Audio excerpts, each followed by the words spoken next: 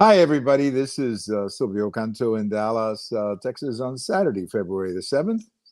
And welcome to our commentary here, traveling a little bit in East Texas. So I greet you tonight, not from Dallas, where we normally say hello from, but from East Texas here in the Houston area. And I hope you're having a wonderful Saturday. Wanted to get into a couple of topics today. We're going to be, just as a plug, we're going to be chatting with our friend George Rodriguez on Sunday night, as we always do. And we're going to chat a little bit with him about what's going on in our primaries, particularly this really interesting primary on the Democrat side between James Tallarico and Jasmine Crockett, turning out to be quite an interesting primary, probably going to a runoff unless one of the two runs away with it. But those are not the predictions that we are seeing that we're seeing so far. So let's talk about a couple of things today. I have a post over at the American Thinker on Saturday morning talking about some of these schools and some of these kids who are marching in schools against ICE. I don't have a problem with students marching. I mean, they have every right in the world to go out marching. But I don't think they ought to do it during school time. I think the school day is for school. And so I'm not happy with the fact that some of these kids are either going out on their own or they're being let out. I don't know. But I just don't think that's what students ought to be doing. If they have if they want to do discussions in class or they want to have a special meeting inside the school, I'm okay with that. But when you see these schools letting out hundreds of kids, I just think that's a problem. It's also a risk to put all those kids out in the street. I mean, you think of, somebody, an agitator or somebody who could bring some violence to those demonstrations. So I know that here in Texas, there's a lot of concern about it. And the governor, in fact, is demanding an investigation of one of the districts. So we'll see how it goes. But I just don't think it's a good idea to have kids marching in the streets during school days. I just don't believe that's what they should be doing. But that's my post over at the American Thinker today. And you can always check that out at americanthinker.com. Well, the Winter Olympics are on. I'm not a huge fan of the Olympics. I do love the opening ceremony when the countries come in. I think that's always kind of neat. And I'm glad that that went down rather well. But I'm not a huge fan of the Olympics in general. I mean, I enjoy some events. Probably the one event that I'm looking forward to in this Winter Olympic is the U.S. hockey team. There ought to be some really good hockey when you have the U.S. team, the Canadian team, and some of the other European teams. So the hockey games ought to be very competitive and they ought to be very good. So I'm looking forward to that. But some of the other events, it's not really my cup of tea, to be honest with you, a lot of these winter events. But I do wish the athletes the best. And as I've always said, I admire their talent. I admire their athleticism. I mean, these people are unbelievable. Like, this afternoon, Saturday afternoon, they were showing some of these couples who do the ice skating. Look, that takes a lot of work and a lot of talent. So I congratulate all of those young people out there engaging in whatever competition they're engaging. I mean, that takes a lot of work. And I know a lot of preparation, so I wish all of them the best. And I admire their skills and their very unique talent. Well, the big controversy over the last couple of days has been this video that was released on President Trump's, I guess, social media post, Truth Social, whatever. And this is the one, with where they somebody took something out of The Lion King. Remember that great movie that came out years ago?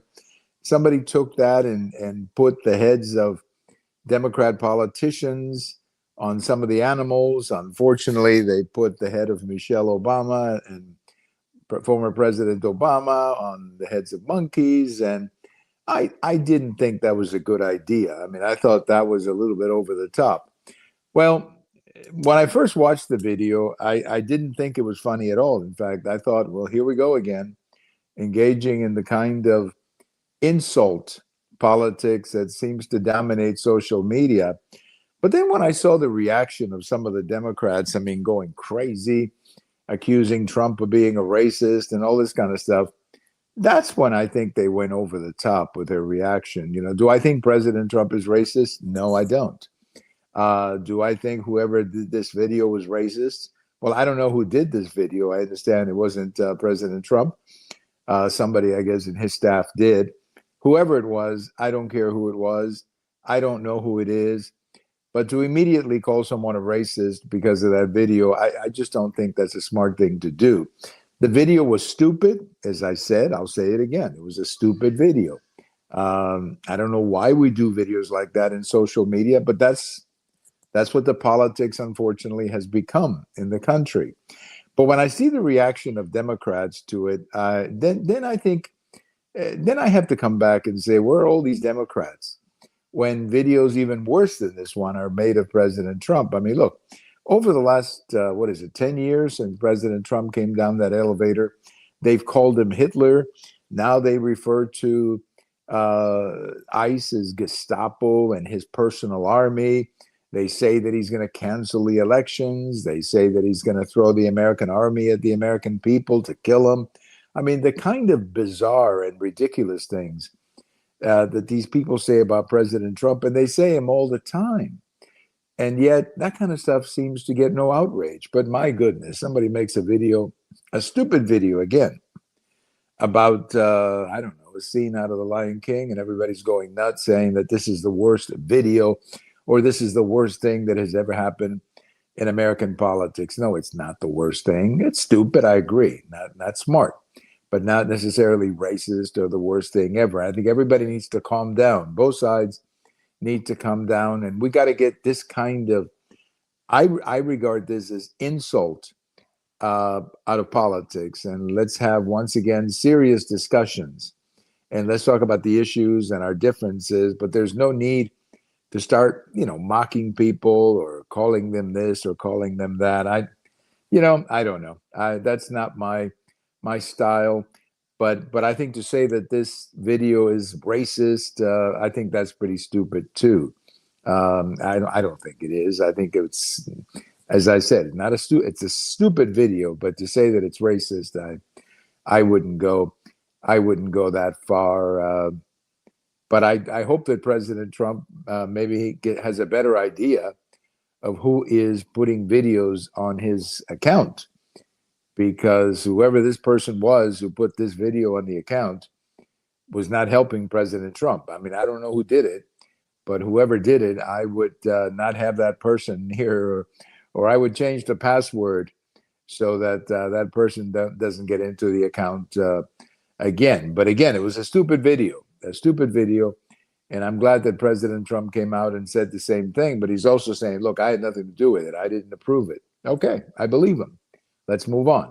There's a lot more important things to talk about than this stupid video. Well, let me leave you today with a little bit of on this day in history. It was on this day in 1964 that the Beatles landed in New York. They landed at, I guess, JFK Airport. I'm not sure if it was already called JFK Airport at the time, or it was in the process of changing the name or whatever. I mean, that's what we call it now, but I don't know if that was the name back then, because that was roughly 3 months after the assassination of President Kennedy. So I don't know if the airport had already been changed.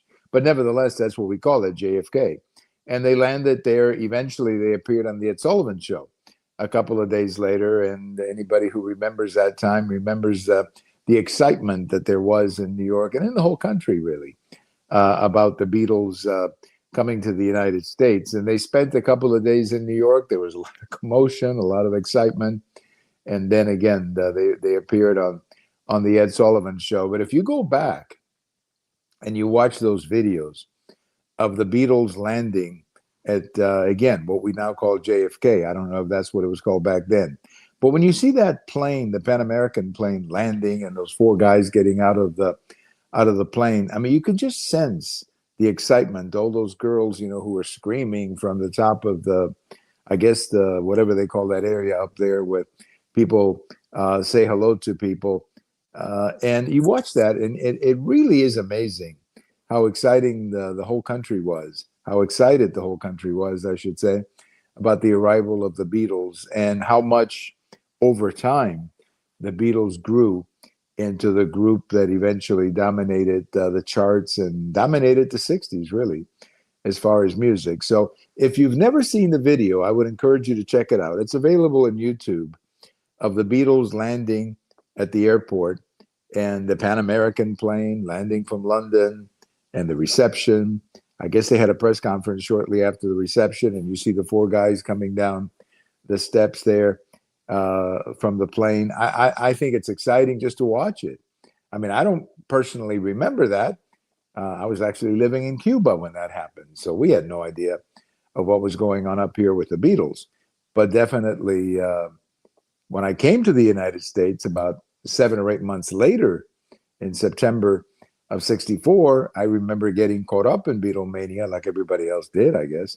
And I remember listening to their music and all of that. But that scene of when they landed at the airport and came down, when that Pan American flight from London landed at the airport and they came down those steps, I mean, that was a magical moment, an exciting moment in the 1960s.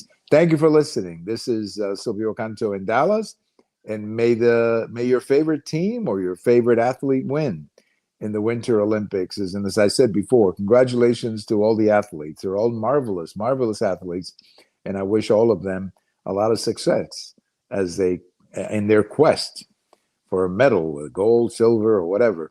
I wish them all the very best. Thank you. This is Silvio Canto in Dallas.